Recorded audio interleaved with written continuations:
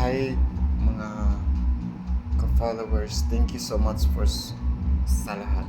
And now, ikwento ko lang po yung nung nagilid po ako ng 6 years old. So, I think um,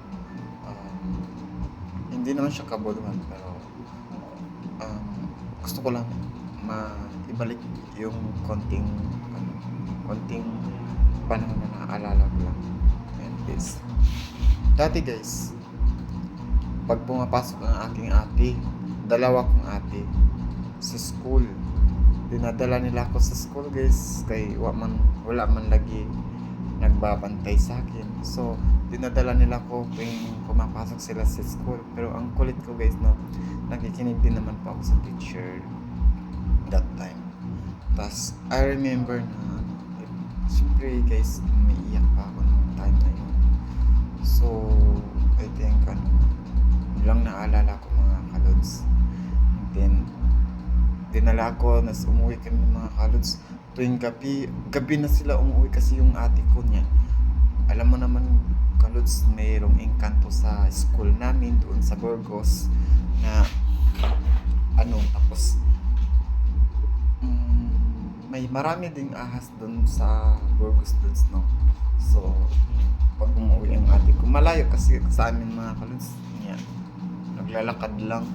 And then syempre puno-puno ng mga halaman, kahoy, ipil-ipil, mga kalods pa. Tapos delikado pa naman pagka naglalakad ka mag-isa. And yeah, mga kalods, wala kaming kapitbahay noon, wala kaming kapitbahay. Yeah.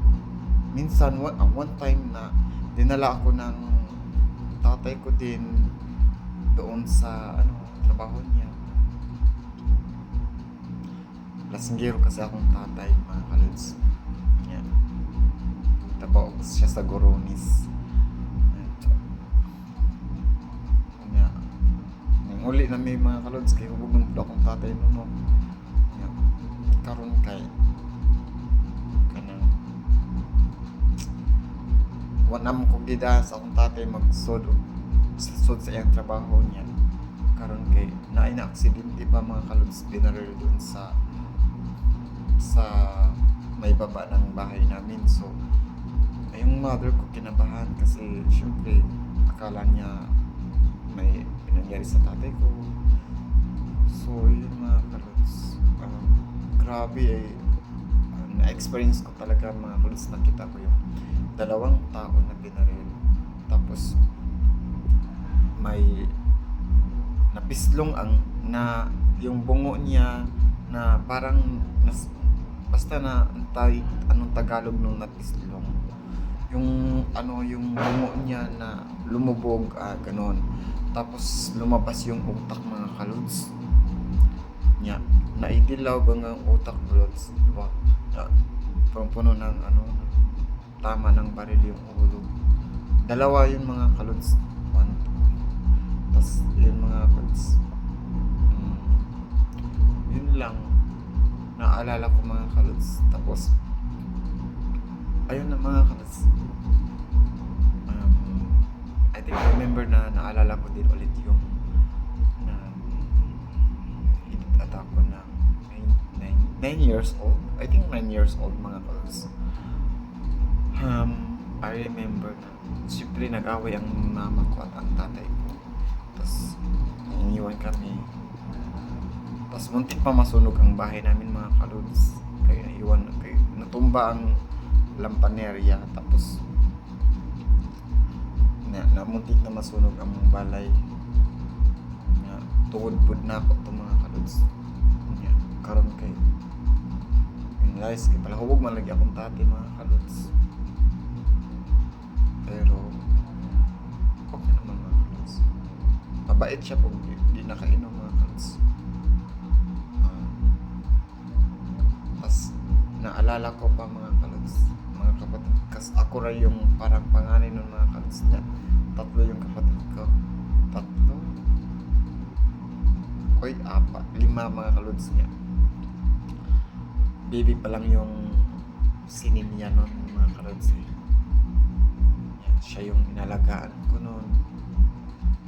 Natulog pa kami mga kalods sa at ng baboy doon sa pagkakabaas sa baybayin sa tabing dagat. So yun mga kalods. Na experience ko yun na mga kalods, natulog kami sa ad ng baboy na daming lamok niya. Naluoy ko sa manghod. Mga na ba? Ano yung mga members na di jud mawa mga kalods kay sakit man. Pero wa mi magdumot sa among ginikanan mga kalods kay lab man gyapon na sa unsagin sa gyapon ang mga inahan among amahan ang anak mo gud mga kalods. Pero salamat kami mga kalods kasi sila yung naging magulang namin. Siguro kasama yun sa pagsubok ng tadhana ng aming buhay na ganun ang maranasan namin. Pero syempre mga kalods, swerte pa rin kami kasi sila yung naging magulang namin. Kahit hindi man ako masyadong lumaki sa kanila kasi marami akong naging bahay, marami akong naging magulang hanggang sa pagdating ko ng Maynila. Naging marami akong bahay doon mga kalods. Ang sobrang swerte ko mga kalods pagdating ko din sa Maynila.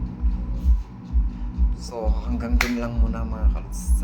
Hanggang dito na mga kalods ang aking kwento. Kaya thank you so much mga kalods. Sana suportahan niyo po ako. Suportahan niyo po ang aking YouTube channel, Breadwinner Student. At saka yung Facebook ko po mga kalods, Destiny Rose Stonebelt. Thank you so much mga kalods. Sana hindi kayo magsawa sa pag-support sa aking YouTube channel and ang aking Facebook. Maraming salamat po. Mama, chup chup. Thank you so much.